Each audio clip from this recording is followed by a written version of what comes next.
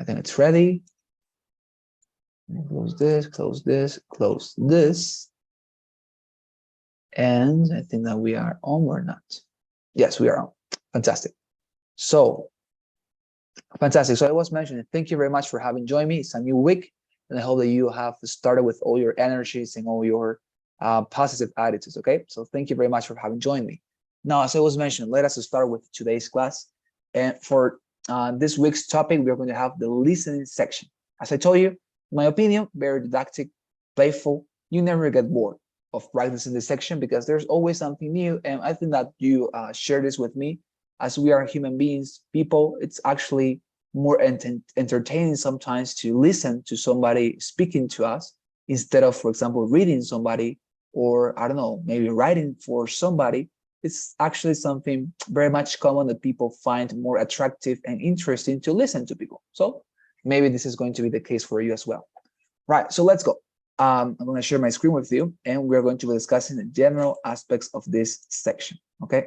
So let me open this here, and later here, just open this new presentation, PowerPoint. I'm going to stop sharing for a while. Give me a second here so that I find the document.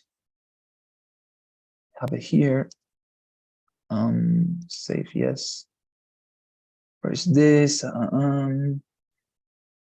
Here it is. Very good. Oh well. Okay, so let me share now. Okay, there you are. So as I mentioned, let us start with the listening section. Okay, this is going to be today's topic and also the topic for the rest of our week. TOEFL listening section. All right. This is very playful, as I mentioned. That's the reason why I decided to put this introductory slide, because as goal, maybe for most of you, this is going to be something very exciting. Okay, so let's start with the presentation. Fantastic, let's go. So general aspects of this section, as we have as our tradition to always start, this this section with some general aspects, right? And why, maybe you're asking, why do I always like to start with general aspects? Because I think that maybe many of you have some questions with regard to how is this section going to be organized, what should you study or practice for getting better at it. So I always like to start with these general aspects. So let's go with it. So this section is going to measure your ability to understand a spoken English. All right, this is very important. It includes listening for two different things. The first one, basic comprehension, all right? And secondly, pragmatic understanding. By pragmatic understanding, by the way, I mean the speaker's attitude and degree of certainty, and connecting and synthesizing information. This is very important. Do you know what the word synthesizing means? In this context, the word synthesizing information basically means to have the capacity to understand material from different sources and to, well, let's say, be able to connect it and to have it understood in your mind, even when that is something that you do not normally do in your daily life. You are not actually listening to different information sources. But I would say that in our lives, we are more used to listen to just one information source and to derive our knowledge and beliefs from that. Nonetheless, to synthesize information is, as I mentioned, to be able to receive information, data, knowledge from different sources, and to understand them all and to synthesize them, to comprise them, to make them understandable to our minds, and, as I say, to respond as well to some questions that we are going to be, of course, requested to do. There are two types of listening items, okay, in this section, and this is important. By item, I mean material. There are two types of materials, okay, for this particular section. The first one is lectures, and the second one is conversations. You are going to listen, okay, throughout this section to those type of materials. Lectures, and by lecture I mean a class. Maybe you are not very much familiarized with the term or with the word, but basically lecture means a professor that is delivering a class.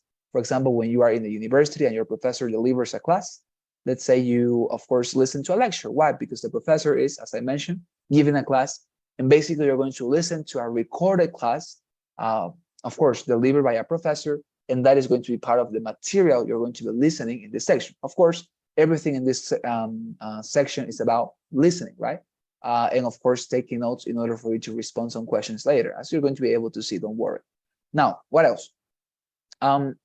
Conversations between two students, mainly two students. It's very rare to find material in this section that includes more than two speakers, but you're going to listen to two different persons speaking and discussing material, as I'm going to explain you right now. Okay. What else? So another important thing, how many of these materials are you going to have in this section? Well, very simple question to respond. You're going to have actually 3 to 4 lectures. Okay. 3 to 4 lectures, each 3 to 5 minutes long. Very important. With 6 questions per lecture. Okay, 3 to 4 lectures, each 3 to 5 minutes long, and with 6 questions per lecture. Okay, that is with regard to the lectures. Okay, because as I told you, 2 types of materials you're going to receive in this section: lectures and conversations. How many lectures? 3 to 4 lectures. How many or how long are they? From 3 to 5 minutes long. And how many questions are you going to receive to respond with regard to those 3 or 4 lectures? Well, 6 questions per lecture. All right. Now let's move on to the conversations. How many conversations are you going to receive? From 2 to 3. Okay, that is the, let's say, the probability.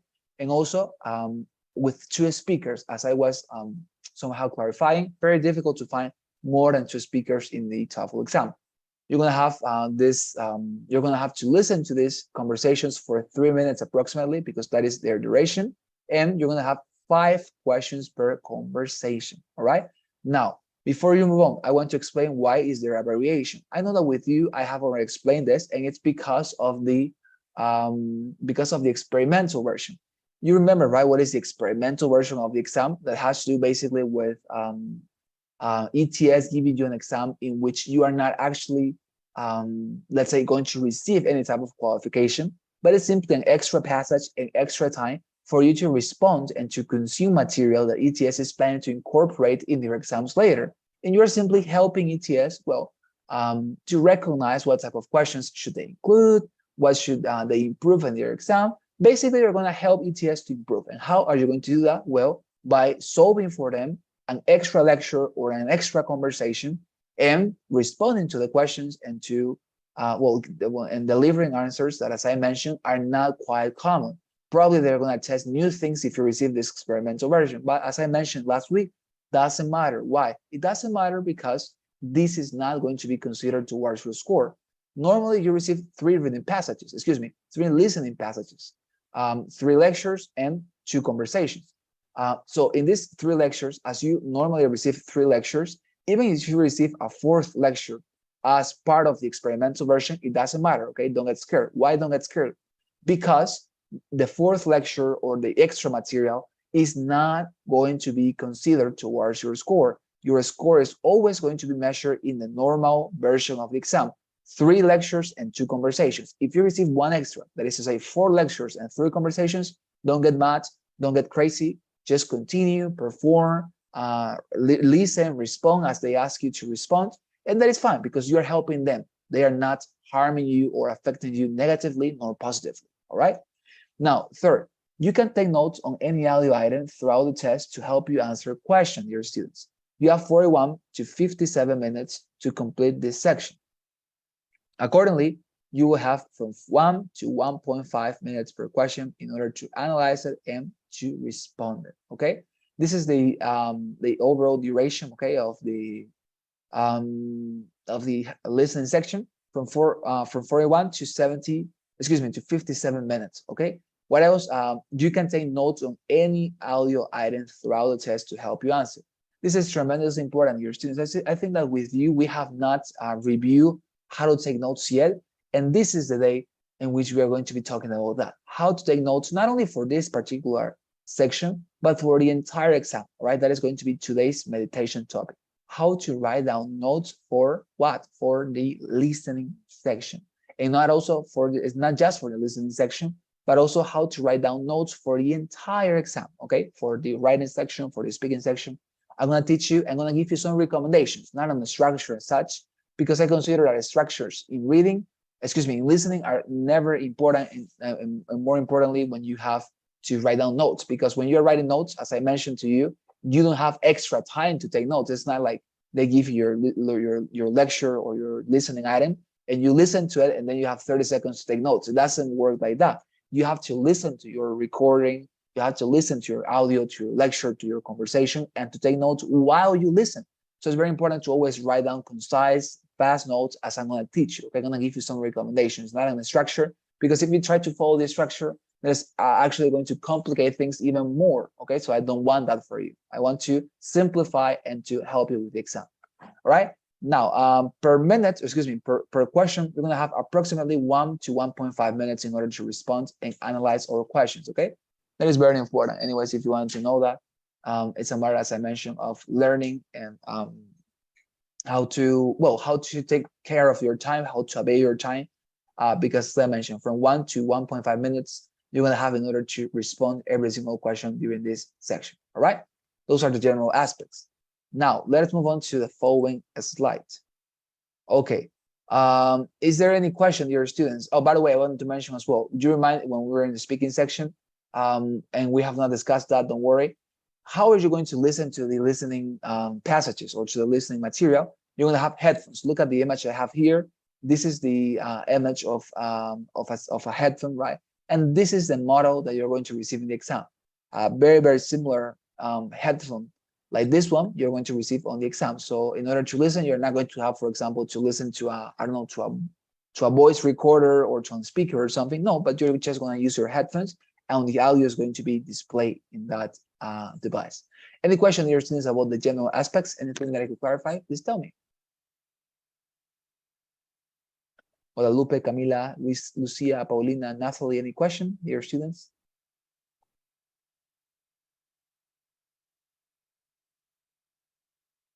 Anything that I could clarify? Okay, Nathalie and Paulina say that is clear. Fantastic. So if you have no more questions, let's move on. So let us talk about now how to write down notes. Okay, so this is listening notes 101. Okay, this is a tremendous and important part of this section. So please listen to me. Okay, how to take notes on this section.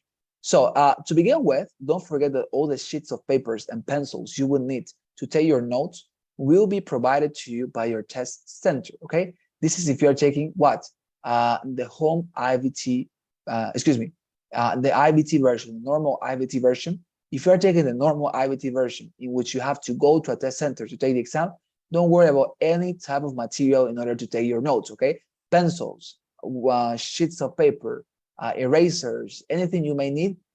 Staff members from ETS that are going to be present in that particular test center that you have chosen are going to deliver you are going to deliver to you all these materials.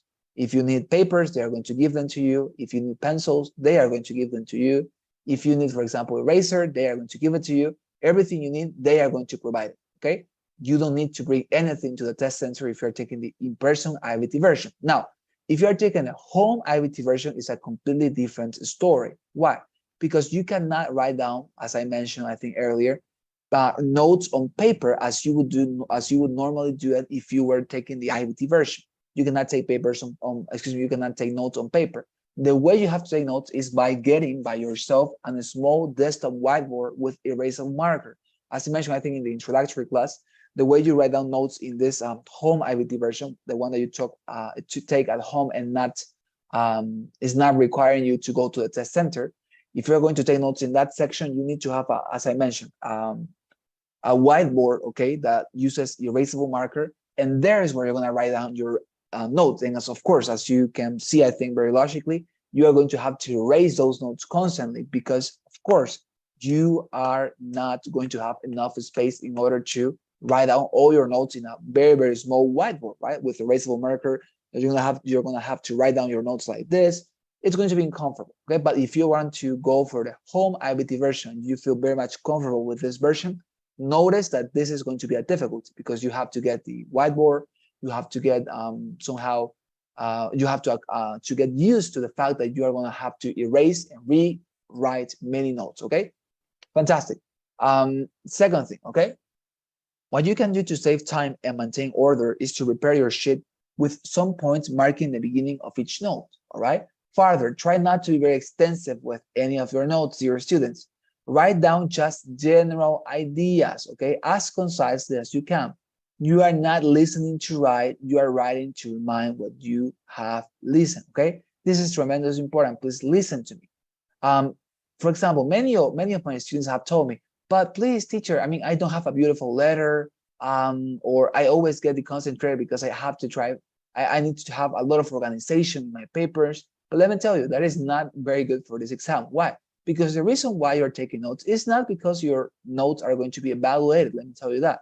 Your notes are not going to be evaluated. Nobody's going to look at your sheet of paper with your notes and say, hey, what a terrible letter, or what a terrible writing. Let us just give him, I don't know, a lesser score. That is not going to happen to your students. What you're going to be basically evaluated about is, as I mentioned, your responses, no more than that. Okay, so you don't need to care about your notes, if they are presentable, if they look good, or if you have, for example, I don't know, maybe you are concerned about if your letter is horrible, just as mine, for example. Don't worry about that, dear students, because as I mentioned, nobody's going to evaluate your notes, but just your responses. Okay, try not to be very extensive again with any of your notes, dear students. This is the primordial and important recommendation.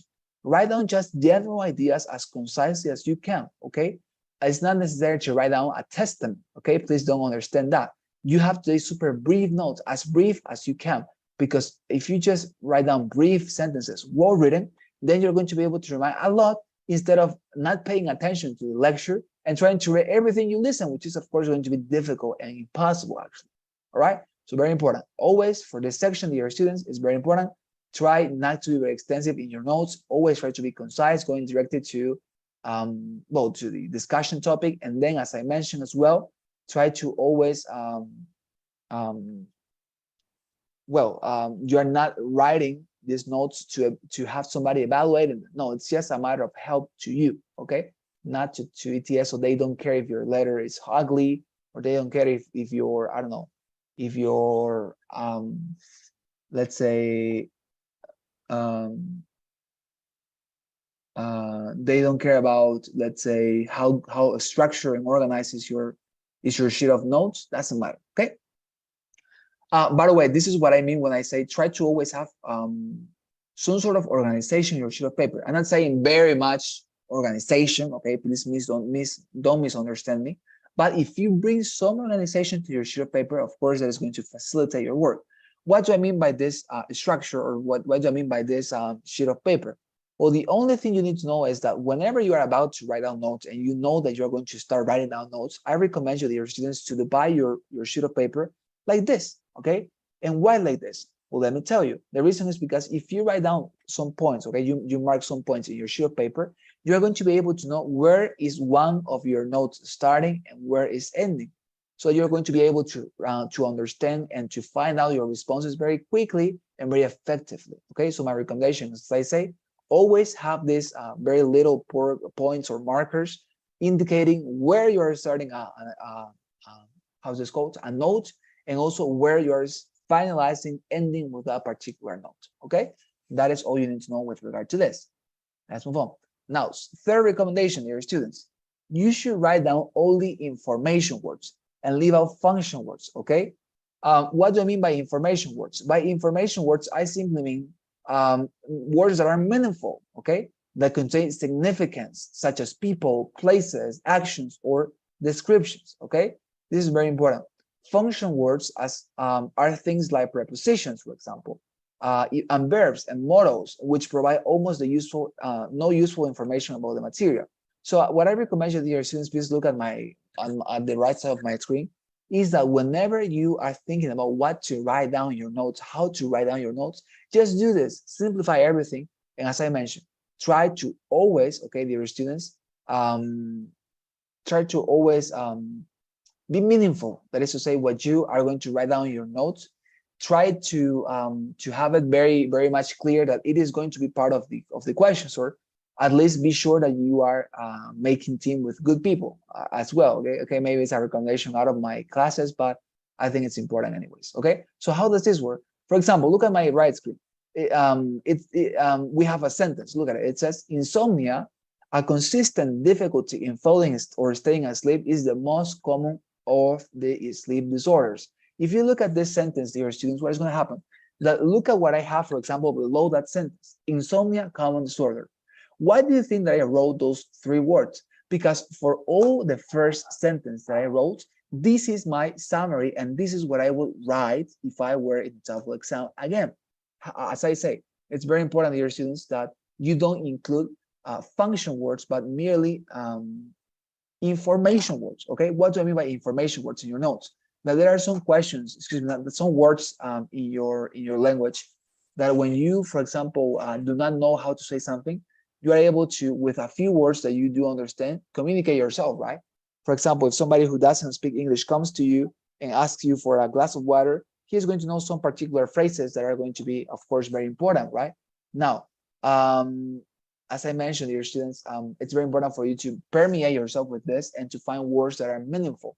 For example, look at the first sentence again. It says, insomnia, a consistent difficulty in falling or staying asleep, is the most common of sleep disorders. Now, how do you summarize that phrase? Like this, for example. I think my friend did it very well before, and also I consider that I have, let's say, I've been able to prove this by myself, that writing down this word and this way, it's very important.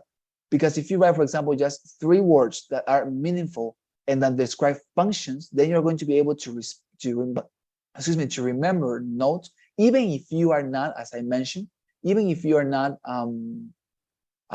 writing everything. Because what many people do, okay, dear students, and listen to this, is that when they are writing down their responses, writing down, their notes, they try to copy everything they listen to.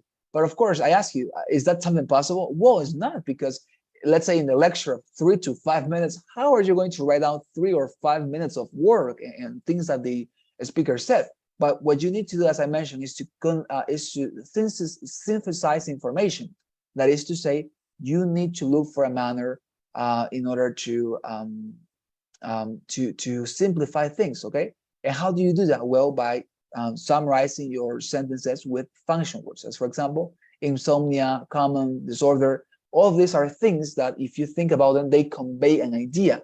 They are not auxiliary or secondary words. Insomnia, when you listen to that word, it reminds you of this disease that many people suffer. When it says common, well, do you understand that this is something that is not actually going to be very much specific? It's common. It's something that happens to people. And finally, disorder, then you understand, of course, something negative, right?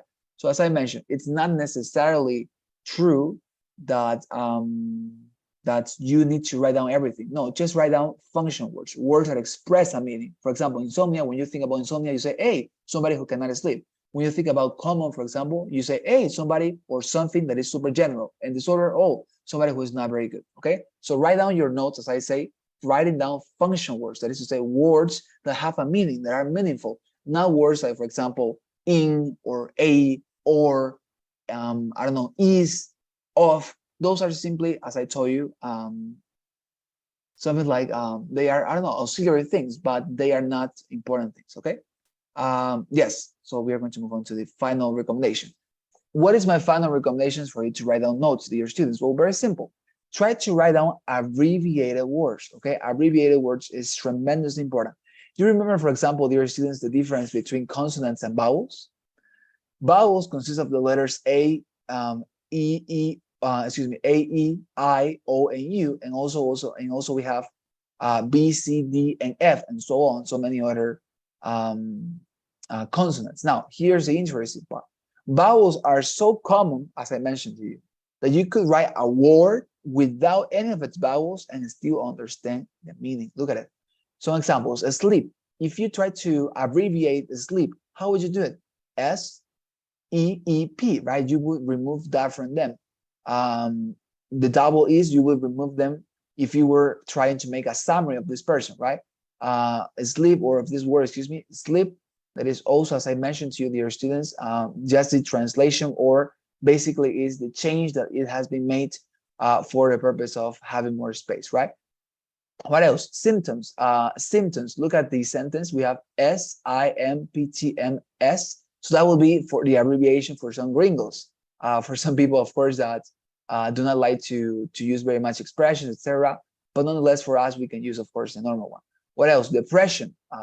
DPRSM. So as I mentioned, dear students, it's very important for you to always go and choose something that you in this case, that you know that you can abbreviate in the manner you consider correct. Because why am I telling you this about the vowels? Not because I want you to always write down all the words without vowels, dear students. No, because I want to show you that it is possible to write down some words abbreviated, okay, abbreviated words, and still not to lose the meaning. For example, anxiety, AMXTY.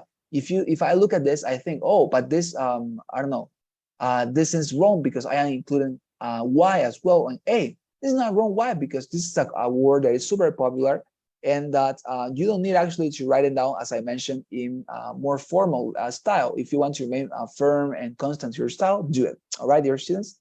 But always abbreviate your words when taking notes. Don't write the full versions. For example, if it says to you, let us write down Babylon, or let's say, let us write down, I don't know, any other thing. You wouldn't be able, of course, if somebody doesn't give you the tools, right? But nonetheless, if you are able to write down a word, okay, in abbreviated manner, please do it. Okay, it's very funny and also very important for writing essays during this section and for the other rounds of this exam. All right. Is there any question, dear students, about what we have discussed here? Please tell me, dear Lucia, Camila, Paulina, what about Natalie? Any question, dear students? Anything that I could clarify? Clear, fantastic. There you go. Let's continue. So now that we have finished how to take notes, okay, that remind, as if you notice, I didn't give you a structure, right? Why didn't I give you a structure? Well, very simple, dear students, because as I told you, in my opinion, it's not necessary to have a structure, because you're going to be more concentrated in trying to feel and to follow the structure instead of listening and writing down your notes. Remind, you are not writing notes in order for somebody to punctuate you. No, you are taking notes in order to remember what you listen. So of course, your priority, dear students, in this section must be to listen to what the conversation or to what the lectures say, not to write down notes. You just write down in a manner to remember, but that must be something auxiliary. It must not be your priority. Okay, fantastic. Now, types of questions you will find in this section. Maybe you imagine this. You imagine the reading section, we had a lot of types of questions, right? And that is exactly the case for what? For the listening section. Why? Well, because as I mentioned, the TOEFL exam is very repetitive. You're not actually going to find a lot of exciting or let's say newfangled things. And that is what helps you to make it consistently. That is to say, to get a good score and to get what you got also when you were practicing and to get also in the real life, okay? So now let us talk about the types of questions you will find in this section, okay? We're going to discuss one by one, just as we did with the reading section. And this time I'm going to show you an example of it, okay? So before we start with this, let me go to the simulator, and I want to show you how is this going to look like on the actual exam. So let me open here my Nagush account. Practice, custom practice, listening, and let me show you how is this going to look like. Look at that. I'm gonna open. So first thing you're going to be looking at when you get into the section, the listening section, that remind comes right after the reading section ends or finishes. You get it immediately to the listening section. There is no rest between these two different tasks. Okay, just one rest or break, and after this listening section. But after you finish the reading section, you come directly to the listening section. Okay, so this is what you're going to be looking at on your screen on that particular time. A video and somebody, of course, turning on the video automatically, and the instructor saying, now please, you're going to listen to a lecture, to a conversation, in this case, a lecture in astronomy. So please take your notes and listen to what she says, right? So as I mentioned, your students, this is how it looks like. Now, let us listen, okay, all together to this listening item of a couple of minutes, okay? So let's listen so that you are more used to it. Let's go. Listen to part of a lecture in an astronomy class. Next, I want to talk about a topic that all of us here on Earth have probably thought about in some way at some time or another. That would be the likelihood of life on other planets. Scientists refer to a planet's ability to develop and sustain life as planet habitability. Planet habitability can be calculated using basic data that we believe to be accurate about far-off planets. They are the same factors that make Earth habitable to us humans. They combine to create a perfect storm, if you will. for conditions that are essential in fostering life. But not only must several of these conditions be met, they must be just right. First, a planet needs to be terrestrial. This means it's made of rock and metal, and is not a gas planet like Jupiter is in our solar system. Gaseous planets are too low in mass with too little gravity to hold an atmosphere, the protective shield that insulates a planet. For example, Earth's atmosphere is roughly 170 kilometers thick, keeping the surface of the planet nice and warm, and also protected from the sun's radiation.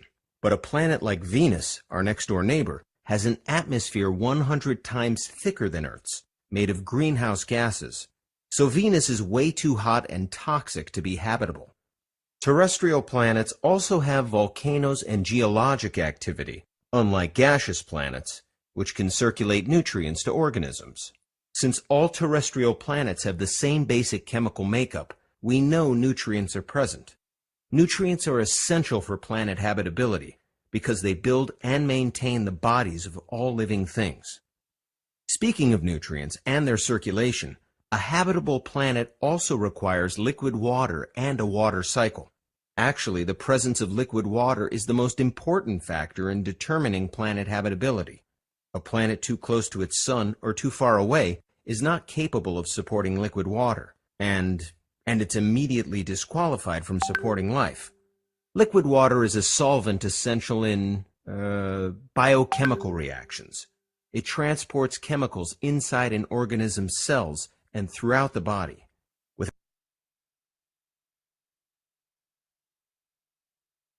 I'm sorry, I said that we're going to stop there because I think it's understandable, right? So after you listen to this lecture, by the way, I wanted to clarify here, all lectures are always going to be about an academic topic, okay? So you can listen lectures about, I don't know, as in this case, astronomy, physics, mathematics, art, I don't know, maybe you're going to listen to something related to geography, geology, chemistry, but every single thing is going to be always, okay, a matter of an academic topic. Unless, of course, you receive a conversation instead of a lecture, right? Because if you remind, there are two different types of materials. You have lectures, as in this case, we have listened to a lecture, and then you have conversations. Conversations are between two different speakers, and these conversations I talk to you are not going to be about academic subjects, but they are going to be mostly about things that could be happening and taking place in a university, okay? Let's say, I don't know, two students discussing a new change in a university service, or two students discussing, I don't know, their professors, which one is their favorite one. You're going to listen to people talking about daily things that could happen in a university, okay? So for lectures, it's always going to be about an academic topic, but for those conversations, the topic, as I say, is going to be daily and traveling sometimes. Sometimes it's going to be super irrelevant, but the point is that you need to listen to that people as well in order to respond to questions. Now, let me show you the menu of the questions. So after you listen to that, you're going to have, as I said, time for you to read a question about that particular listening passage. In this case, it is a lecture that you have listened to, and then to respond to some questions. As you remind, how many per lecture? You have 5, 6 questions per lecture, and you have 5 questions per conversation, okay? So in this case, we're going to have 6 questions. Look at it. And this is the first one. What is the lecture mainly about? So as you can see, just as it happened with the reading section, in this case, all of your answers are going to be multiple choice, which means that you are not actually going to write down anything, but just choosing a response, okay? And this mechanism is not going to write throughout the entire section. Now, something important, dear students, as I told you, you have, okay, per question, approximately 1 to 1.5 minutes to respond to the question. And what I mean by respond the question, or by responding the question, is, as I mentioned you, to read and to respond the question. And why do you have just 1.5 minutes? The reason why I tell you this, that you just have 1.5 minutes in order to read and respond to every single question in this section, is because, for example, imagine that you are in this first question, but you are not actually sure of the response. So you are thinking, and more than 1.5 minutes happens.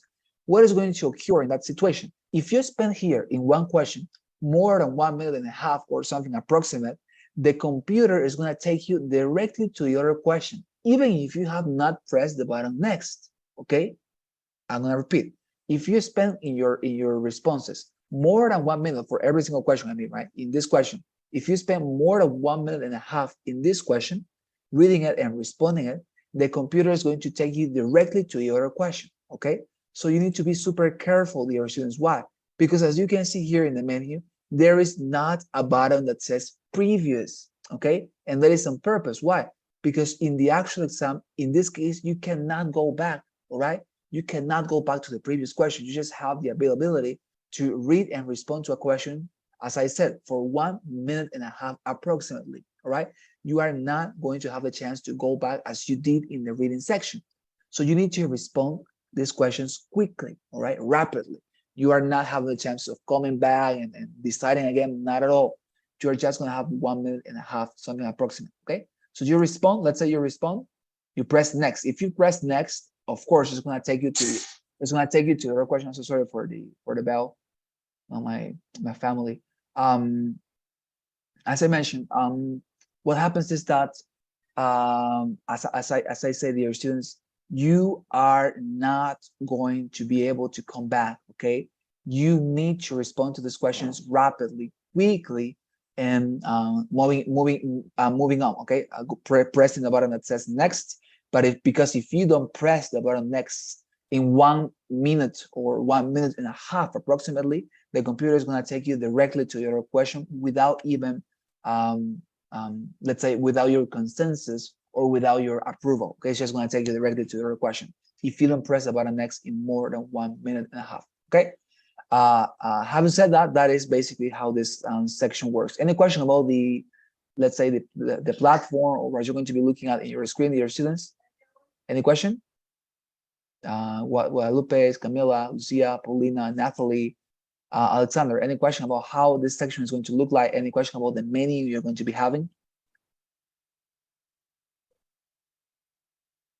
Any concern, something that you clarify? No, teacher. Okay, fantastic. Very good. Thank you very much. Okay, Paulina and Guadalupe. Any of the others questions about this particular section? No questions?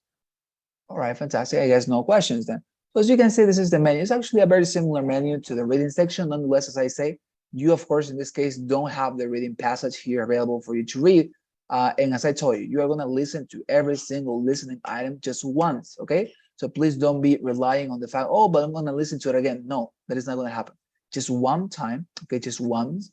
And then you have to rely on your notes if you don't remember something. Maybe that's the reason why, if you think about it, taking notes is something tremendously important. Why? Because if you don't take notes, okay, and if you don't remember something, there's no way for you to remember if you don't have your notes available. You need to remember by, as I say, reading the notes, by as I say, like reading the notes, making sure that what you are seeing, it's again part of your notes and that has been registered by you, but you cannot listen to this items again, right? Very important. Let's come back, okay? Let us come back to the presentation. All right, types of question in you will find in this section. So actually for this section, we have less questions. So we're just going to discuss one of them, okay, today, and tomorrow we're going to discuss the rest of the questions we're going to be having. Let's go. So the first type of question for this section, the listening section, is called the listening main idea question, right? Every listening sample, dear students, is going to always, okay, start with in the same way. It's going to be asking you a main idea question. You remember, for example, when we discussed the reading section, and I told you there is one type of question that is always going to be your last question, and it was the summary question for the reading section. You remember? But in this case, it's actually the contrary. The first question you're always going to have is going to be this one, the main idea question. Okay. Now, what is this question all about? Basically, this question asks you to identify the main point of the lecture or conversation that you have listened to. They usually take one of the following forms. Okay, this is the wording that the questions utilize, just in case you wanted to know, and maybe to understand how can you identify them. What is the main idea of the lecture? What subject is the professor mainly discussing? What was the conversation mainly about? As you can see, those are the 3 points you're going to be, or those are the 3 possibilities. And if you read something similar to this, what is the main idea of the lecture? What subject is the professor mainly discussing? What was the conversation mainly about? Well, then you see, okay, and you think, oh, this is a main idea question, okay? And as I told you, this is always going to be the first question you will receive, okay? It's not going to be, as I told you, it's not going to be something like this is going to be part of your second, third, fourth question. No, it's always going to be the first one, all right? Just in case you want to have that clear. Now, as we have done before, let us go and listen to, and of course, have an example. In this case, before reading the question and responding, etc., we're going to listen to a lecture, okay, on art, I think it is, and then we're going to be responding to the question. All right. So please, dear students, in this case, I want you to have your volume well placed for you to listen, and please make sure to take notes. Okay, everything we have learned about taking notes, please apply it now. Okay, this is the time for you to practice your notes. Okay, so please let us listen to this lecture on academic topic, and then we're going to be reviewing a question, a main idea question for this particular exercise. Okay, so let's go. How many of you have heard of Alessandro di Mariano Giovanni Filippi? No? Nobody? Well, let me put it this way. How many of you are familiar with the work of an artist called Sandro Botticelli, or even just Botticelli? Yeah, that's what I thought. It's definitely an easier name to remember. But a lot of you might also be surprised to learn that this artist, who we know so well, really fell out of favor from shortly after the Renaissance until the late 19th century. That's right, it's really only within the past 150 years that Botticelli's work has returned to popularity. And yet within that time, his name, well, his alias, has become synonymous with a kind of grace and beauty that characterizes the best of Renaissance painting. Patronized by the famous Medici family, Botticelli was celebrated during his lifetime for using these qualities of grace and beauty in his artwork. While his earliest paintings often used religious subject matter, well, we've seen this throughout the course, haven't we, how common this was? These aren't the works that are most celebrated today. In fact, let me ask you, what are the paintings that you most associate with Botticelli? If you're thinking The Birth of Venus, you're definitely not alone. The Birth of Venus is definitely one of Botticelli's better-known works. His masterpiece, Primavera, was painted 3 years earlier. That's another one that you might know. And it was done in the same vein as The Birth of Venus. Primavera means spring in Italian, and here's a slide of the painting up on the board. These are works that didn't rely entirely on the iconography of the Catholic Church. While we do see some holdovers from Botticelli's earlier works, the main subjects of these paintings go back to traditions of gods and goddesses. Note the extensive use of nature as a metaphor, in addition to the nudity of some of the figures, or the skimpy clothes used to cover them. Actually, Botticelli was extremely religious and would end up painting work for churches and cathedrals, using Catholic iconography for the rest of his life. The Madonna and Child, for example, was a popular subject. Because of the popularity of his work, it's kind of strange that he fell out of favor. His paintings were in churches, chapels, and villas all over Italy. But in 1502, almost a decade before he died in 1510, Botticelli was already disappearing from the public eye. Even though he had painted frescoes in the Sistine Chapel, Botticelli's work was commonly overlooked in favor of that of his neighboring artist, Michelangelo. It took almost 3 centuries before an English collector, William Young Otley, bought a Botticelli in Italy and brought it back to England in 1799. Even then, the painting wasn't exhibited in public for almost another 60 years, when its next owner, William Fuller Maitland, lent it to an Art Treasures exhibition in 1856. There, more than 1 million viewers saw it, and art historians began to take note. Some of these historians had already taken an interest in Botticelli's Sistine Chapel frescoes, and his reputation again began to blossom. By the end of the century, Botticelli's works had been extensively admired. The Pre-Raphaelite Brotherhood found inspiration in them. The first monograph, or book of paintings, by the artist was published in 1893. Botticelli had the last laugh. In the first 20 years of the 20th century, More books were written about his art than about the art of any other painter, dead or alive. It just goes to show you the art world is ruled by trends. Just because a particular artist isn't popular at a given moment, it doesn't mean that there's no value in his or her work, or that it won't be popular once more, even if it does take 3 centuries. All right, fantastic. There you are. So as you can see, this was a lecture on the subject of art, if I'm not wrong. So now that we have listened to this, and of course you have taken your notes as well, let's get into the question itself. So a main idea question for this particular lecture would be something like this. What is the main point of the professor's lecture? All right, and here we have some options. People today should know more about different styles that Botticelli used. B. Botticelli's career exemplifies certain historical tendencies of the art world. C. We can never know the artists who might be popular in the future. Or D. Botticelli's religious paintings were more important than his paintings that depicted non-religious subjects. Right, of course you can see right now the correct question or the correct answer here on my screen, but nonetheless, let us see some recommendations before we respond to the question. So, dear students, in order to correctly choose your answers, you must be very precise in choosing only those answers conveying the central ideas of the passage, all right? This is very important. Now, let us discuss what is the central idea of a passage.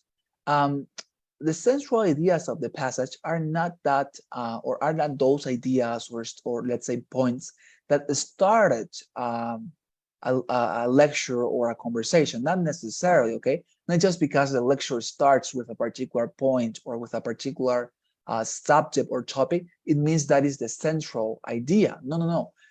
It can be, of course, but nonetheless, that is not necessarily the central idea. Something that also is not necessarily the central idea would be the ideas that finalize the lecture, because not just because something is at the end of the lecture or the conversation, it automatically means that it is the central idea. No, it's not actually as well something that you remember the most. I think I told you this last time. Maybe you remember a particular idea about the lecture or the conversation because something was curious, excuse me, for you, or something was funny for you, something that the professor said, or maybe you knew about the subject before and you remember something, and that's the reason why you have it on mind. But nonetheless, as I mentioned, dear students, it's not actually necessary that the things you remember the most are the central ideas. Now, let me tell you, what is a central idea and what should be your response? How to identify what is the main idea of the lecture or conversation? Well, simple. You must choose those answers that have framed all discussion and data. You know what the word framing means, right? It means basically encapsular. Basically means, encerrar las ideas and the information, right? Encapsular, encerrar. That is the central idea. What frames, what basically closes the entire information into a whole. That is the main idea, okay? It's basically the idea that have, as I said, frame all discussion and data. That is the main idea, and of course, in this case, your correct response. You must choose those ones conveying the topic that all the rest roundabout, okay? That is the idea for this question. Think about what is the idea, the topic, the subject that is framing everything. There must be something that is making it a whole. What is that makes all this lecture a whole and not just different information? What is that? Number 2, don't let yourself to be deceived by some answers presenting you textual references from the passage. Many answers may contain material that is indeed in the passage, but you should ask yourself if that was only a contingent detail, something that you can dispense with, or actually a main idea. In some cases, the speaker himself, by the way, look at this, will identify the main idea. This is actually something true. Sometimes the speaker himself says, hey, the reason why, or the general idea of all this, or what I wanted to say with all these words is this. And of course, he mentions the main idea. So as I say, pay attention from the beginning until the end, because maybe the speaker is going to review what is the main idea. And now, students, that we have discussed this, let us conclude that the reason why we talked about the subject was this one, or let us go back to the central idea. It's probable. So pay attention to the speaker, okay? Now, let us go back to this question here. What is the main point of the professor's lecture, the lecture that we have just listened to? In this case, the correct answer is B. And why is this the correct answer? It's the correct answer because the professor's main point is that Botticelli's work shows that some artists fall in and out of popularity over time, okay? Because the correct answer is Botticelli's career exemplifies certain historical tendencies of the artwork. And this is the main idea. Why? Because the professor's main point is that Botticelli's work shows that some artists fail in and out of popularity over time. This is the idea that frames the entire discussion. This is why the professor mentioned a lot of information about Botticelli, why she talked about other colleagues he had, why she talked about his style, why she talked about his career, is because she wanted to illustrate he is an example of a particular trending in historical experience that some artists fall in and out of popularity over time. If you miss this, it might have been because you stopped listening towards the end of the lecture. A good reminder to stay alert for the whole thing, okay? So very important, dear students, always, let's say, be careful to listen to the entire passage, to the entire lecture, because by doing so, you may be going to catch, as in this case, what the professor says and identifies as the main idea, framing the entire information data and making it a whole, haciéndolo un todo. That is what you have to look for, all right? That is the main idea question. Any particular concern, doubts about this topic, dear students? About this type of question, Guadalupe, Camila, Lucia, Paulina, Nathalie, Alexander, any question? No, it's okay, teacher. All right, thank you very much, dear Guadalupe. Fantastic. Thank you, Nathalie, as well. It's a very easy question, right? But nonetheless, be careful, as I say, to always think about that idea framing, right? Encerrando. And then you're gonna be able to respond correctly every single time. Okay, fantastic. So if there are more questions, we're going to stop the class here. Tomorrow we're going to continue with the following type of questions that, as I say, are actually very simple, and they are not as many as the reading questions. Okay, so we're not going to spend so much time discussing this. We're going to practice more in this part. Okay, fantastic. So I'm going to stop sharing this. Please don't go into your assistants, dear students. And now let me also as well here stop sharing this. And please, dear students, help me with the traditional poll, okay, that we always feel. You know that you help me a lot feeling it positively. All right, so please, I leave you with this. Look at your screen. Help me with that. And now please listen to your names when I call you out, okay? Let's see. Let's see where you are. If you have any question, of course, please feel free to say it.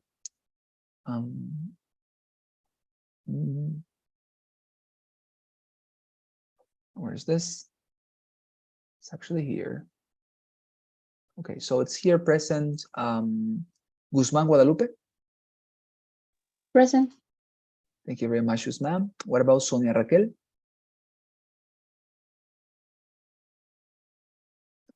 Sonia was not here today. Nathalie, not here. Present, teacher.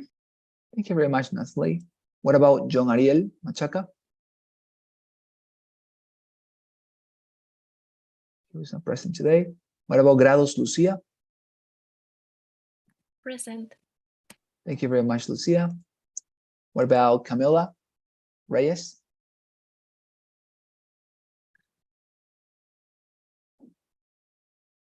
Okay, fantastic. What about Paulina Jasmine? I'm present. I'm present. The poll didn't let me open my microphone. Okay, no, thank you very much. Don't worry, dear Camila. Okay, there you are.